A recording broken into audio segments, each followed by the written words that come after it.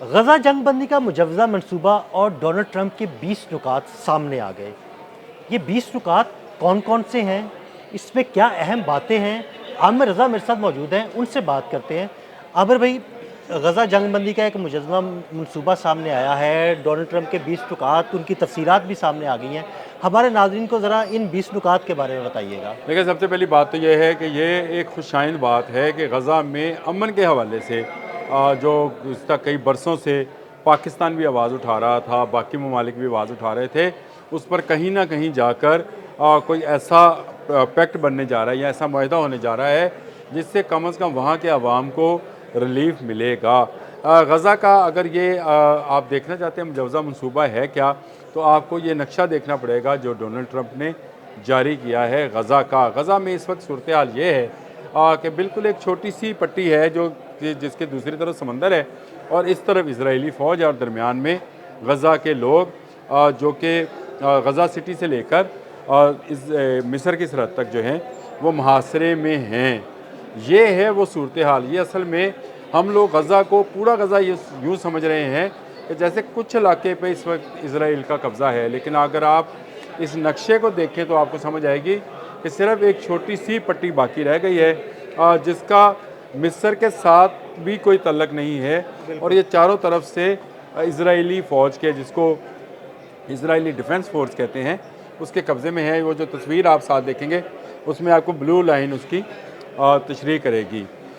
इसके इस मुजव्वज़ा मनसूबे के तहत अगर अमन होता है, हमास को अपने हथियार फेंकने हैं और हमास को अपने हथियार ना सिर्फ फेंकने हैं बल्कि अगर हमास के लोग चाहेंगे तो वो गज़ा से जा भी सकते हैं, अगर नहीं जाना चाहेंगे तो पुरअमन तौर पर यहाँ पर रह सकते हैं। फ़लस्तीन के अवाम जिनका गज़ा असल में है वो अगर रहना चाहेंगे तो रहेंगे, कहीं जाना चाहेंगे तो चले जाएंगे, लेकिन इज़राइल मरहलावार अपना कब्ज़ा ख़त्म करता चला जाएगा। और सबसे पहले जो पेशरफ्त होगी वो ये कि हमास के कब्ज़े में जो इज़राइली मौजूद हैं, चाहे वो ज़िंदा हैं चाहे उनकी बाक़ियात हैं, उनको हवाले किया जाएगा। इसी तरह इज़राइल इसके जवाब में एक आप समझे डेड बॉडी के बदले में वो 15 डेड बॉडीज़ देने। आप अंदाज़ा करें कि इनके पास हमारी कितनी डेड बॉडीज़ हैं। एक के बदले में 15 देंगे और ये एक इजरायली को छोड़ेंगे तो उसके जवाब में वो तकरीबन 50 से ऊपर के जो फ़लस्तीनी जो कैद हैं बेगुनाह, उनको बेगुनाह कैद हैं उनको वो छोड़ देंगे।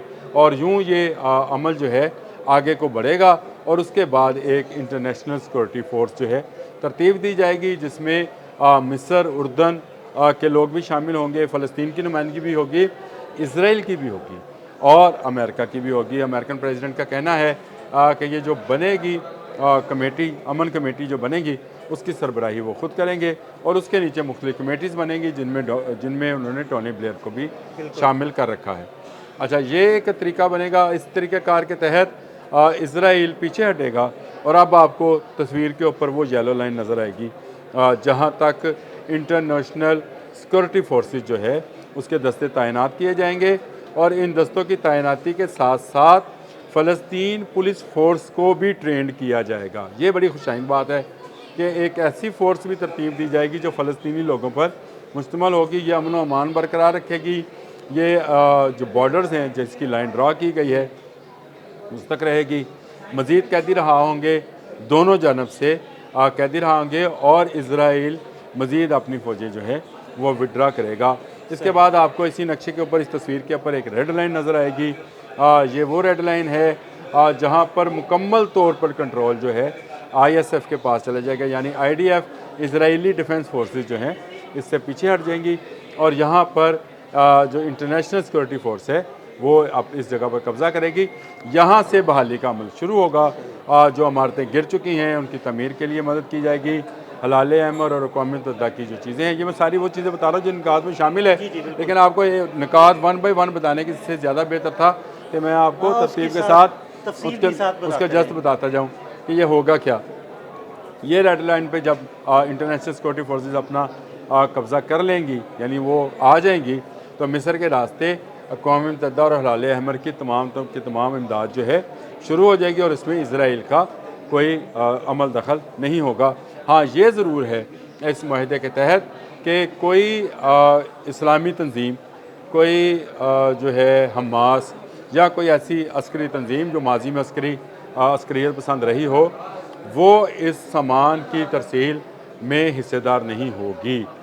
तमाम की तमाम जो नई कंस्ट्रक्शन होगी वो बैनुल अक़वामी कंपनीज़ करेंगी। जो लोग रहना चाहेंगे, जिनकी जगहें हैं, मकान हैं, मसाजिद हैं, वो दोबारा से तमीर कर दी जाएंगी, और जो जाना चाहेंगे उनको इजाज़त होगी वो यहाँ से चले जाएं, लेकिन इजरायली फ़ौजें आहिस्ता आहिस्ता पीछा हटना शुरू हो जाएंगी। इसके बाद गज़ा से इजराइल का मुकम्मल इन्हला हो जाएगा, और इजराइल का बॉर्डर जो आपको ये साथ साथ आप अगर दिखा दें तो एक बॉर्डर तरतीब दे दिया जाएगा। ये वही बॉर्डर है जो इस जंग के आज से 2 साल, तकरीबन 2 साल पहले शुरू होने से पहले मौजूद था, और उसी बॉर्डर के एक तरफ इसराइल चला जाएगा। खान यूनिस से लेकर गज़ा सिटी तक, यानी मिस्र से लेकर गज़ा सिटी तक जो है वो इंटरनेशनल सिक्योरिटी फोर्स जो है वो रहेगी, लेकिन उसके साथ साथ बाख्तियार बनाते चले जाएंगे फ़लस्तीनी पुलिस फ़ोर्स को, और इसके साथ साथ इस पूरे एरिया को असले के बगैर का एरिया डिक्लेयर कर दिया, यानी इसको नॉन वेपन एरिया जो है डिक्लेयर कर दिया जाएगा। यानी यहाँ पर किसी किस्म की कोई फ़ौज नहीं होगी, और आइंदा यहाँ पर कोई अमल दखल जो है वो किसी की मर्ज़ी के बगैर नहीं किया जाएगा। यहाँ पर हुकूमत कैसे बनेगी इसमें अभी अबहम बाकी है। यहाँ पर कौन लोग जो हैं किस तरह से मामलात को चलाएंगे, अभी तो ये कमेटी ही चला रही है जिसकी सरबराही डोनाल्ड ट्रंप करेंगे, तजारत को फ़रोग़ देंगे। उन्होंने ये भी कहा है इन निकात के अंदर यहाँ के लोगों के लिए रोज़गार भी फराहम होगा, लेकिन कोई अस्करियत पसंदी यानी हमास का कोई अमल दखल नहीं होगा, और हमास को मुकम्मल तौर पर ये इलाका खाली करना पड़ेगा। इसकी बहुत सताइश की जा रही है। डोनाल्ड ट्रंप के दावे के मुताबिक इस्लामी ममालिक ने इसको तस्लीम कर लिया है। यूके के बरतानिया के वज़ीर-ए-आज़म ने भी इसकी तारीफ़ की है, फ़्रांस के वज़ीर-ए-आज़म भी तारीफ़ कर रहे हैं। कल नेतन्याहू भी अंगूठा दिखा के गए हैं डोनाल्ड ट्रंप के साथ, जो मुश्तरका मीडिया कॉन्फ्रेंस थी, और इससे नज़र ये आ रहा है कि कम अज़ कम रिलीफ मिलना जो है जल्द अज जल्द शुरू हो सकता है, अगर हमास जो है वो जो यहूदी उसके पास कैद हैं उनकी रिहाई का आगाज़ करे।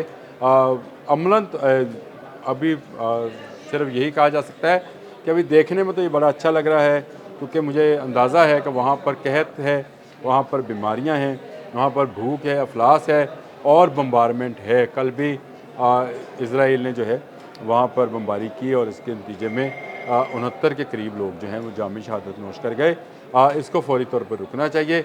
जंग बंदी का ये मंसूबा है, और अगर जंग बंद होती है बाद की चीज़ें बाद में देखी जाएंगी, लेकिन फ़िलवक्त उन लोगों को इमदाद मिलना शुरू हो जाएगी, और अगले चंद दिनों में आप अगर इस पर अमल दरामद शुरू होता है तो अगले चंद दिनों में आपको गज़ा में अमन आता नज़र आएगा।